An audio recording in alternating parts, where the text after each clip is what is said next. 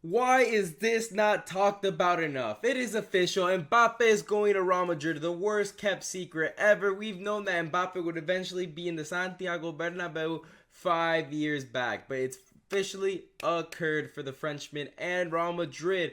But why is nobody talking about how soft this move is? It's the softest move in sports since Kevin Durant blew a 3-1 lead to the Warriors and then joined the Golden State Warriors, who were one game away from winning a championship and having the most wins in the regular season. It's the softest move since that. And to make this, a little simpler for you, here's an analogy. Imagine in 2018 when LeBron James left the Cleveland Cavaliers after losing back-to-back years in the finals to the Warriors with Kevin Durant, right? And then he goes in free agency and joins the Warriors for, a little bit of money in order to go under the cap. That's what Kylian Mbappe has done right here. Because you might be saying, oh, well, we already knew Mbappe eventually was going to go to Santiago Bernabeu. This was decided before, Real Madrid won the Champions League. But lads, look at the squad. I understand, right here, Euro isn't on the team, and I don't believe Real Madrid will be buying him. I believe if anything, Real Madrid would be buying a fullback in either Frimpong or Alphonso Davies, someone along those lines. I don't see them making any other transfers. Center back, I believe Militao will be the starter alongside Rudiger, with Alaba being the backup who could play most of the back line is where he can play, left back, center back, even right back if needed. But Kylian Mbappe will be the striker. Vinicius, who will most likely win the Ballon d'Oro, left winger. Rodrigo, an insane talent. And then you have Brahim Diaz and Endrick as the backups. Lads, Endrick and Brahim Diaz can start for any other team in La Liga and for many teams in the world, lads. Endrick is a teenage phenomenon, right? And he's going to be there learning and playing alongside the likes of Vinicius, Mbappe, Rodrigo. And not only that, they still have a Ballon d'Oro winner yet, still, right? With Modric, who's going towards the end of his career, but he's still there, which he will not even start. He will be the backup of Bellingham, Valverde, and either Camavinga, Tchouaméni. I believe it'll go either way with those two lads. They're very good, very evenly played out players, and I just believe, you could go either way with Camavinga, Tchouaméni. If either one plays, there's not much of a difference, but right there, that's class. And then Arda Güler as well. You have right there a world-class depth, unbelievable depth. Whoever allowed Florentino Perez to do this? My man's cooked. Better than Bob Myers from the Golden State Warriors bringing in KD. Wow. This is literally Galacticos Part 3. And this Galacticos, they haven't even got their number one guy. They haven't got the Ronaldo. They haven't got their R9 yet. And Mbappe hasn't played one game yet. And you know how many Champions League these lads already have?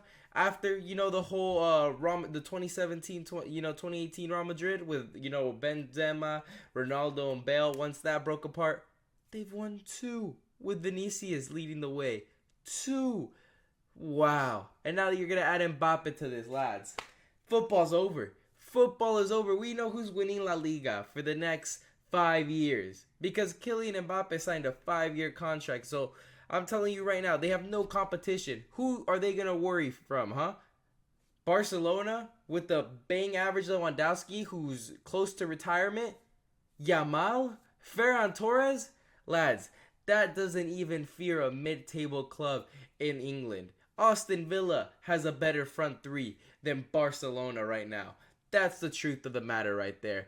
And Barcelona has financial restraints that are stopping them from improving. I believe Yamal will be a phenomenal player, but Lewandowski needs to go. And Ferran Torres, mans couldn't even start Atletico Madrid. I'll say that much. Now, for the people saying that Kylian Mbappe's contract, he's on a free, 100 million signing bonus is pretty insane right there. So maybe the 100 million that was going to go to PSG instead goes to Kylian Mbappe's pocket. So if anything, masterclass from Mbappe and his team. And then he's going to be getting 15 million a year. Obviously, they don't want to increase it too much where he's exceeding Bellingham and Vinicius, or else that's going to cause problems in the locker room. But as much as this ruins football on paper, this is one on the field. And I do believe this is actually insane. This is, City couldn't even get this done. But, one thing about it is they are guaranteed Champions League success, La Ligas. But when this falls down, best believe sometimes more is less. And eventually that 2017 Warriors with Kevin Durant joining fell off with problems in the locker room with Kevin Durant and Draymond Green fighting. So I would not be surprised if by 2026, 2027, around that time, we have Kylian Mbappe falling out in the locker room because we know, he's a bit of a narcissist. I'll say that. Mbappe is a bit of a narcissist. The way I've seen him handle the situation of trying to go from PSG to Real Madrid, he has been a bit of allowing his ego to get the best of him. If not, he would have been at Real Madrid a couple of years ago, and he's already won 2 Champions League with Real Madrid, and he would have already been written as one of the all-time greats.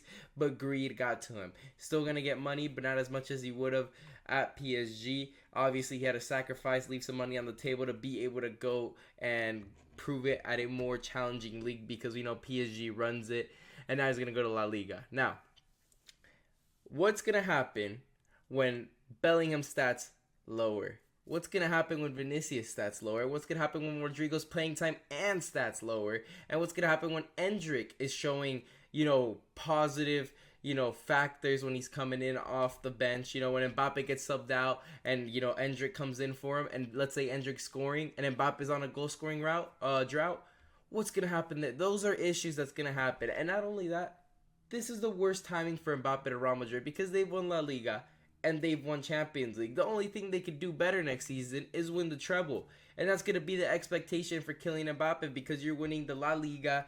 You're going to the La Liga and Champions League winners. That's where you're going. So now, if Mbappe does lose any of these 2 competitions, it's going to look as if he was the problem and he's the reason why they're not winning. So that's the problem with going to a big team like this. When Kevin Durant joined the 2017 Warriors, it was either win a championship or it was a fail. And he won the championship. Fair play to him. But the year they lose it, boom, they blew him out. He had to go to Brooklyn, right? The year they lost, even though he got hurt, he had to leave, right? Because that team is expected to win every year. And this team is expected to win every year. So expectations will be at an all-time high for Mbappe. But in my opinion, he is the best player in the world, so he should be able to deliver. But teams like Man City, Arsenal, Bayern will be improving. But anyways, make sure to leave a like and subscribe for more videos like this. And do you think Mbappe has ruined football? Because I believe he has.